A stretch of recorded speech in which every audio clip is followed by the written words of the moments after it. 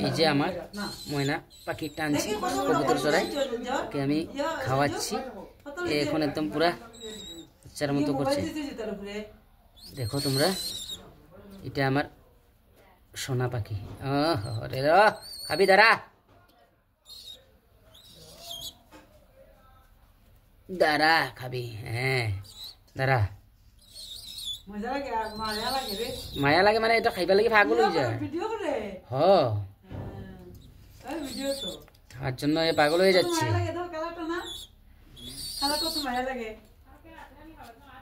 এ মানে এলাকে তো ওরকম দেরি করে খাবাই তো তখন গায়ে খাইব হ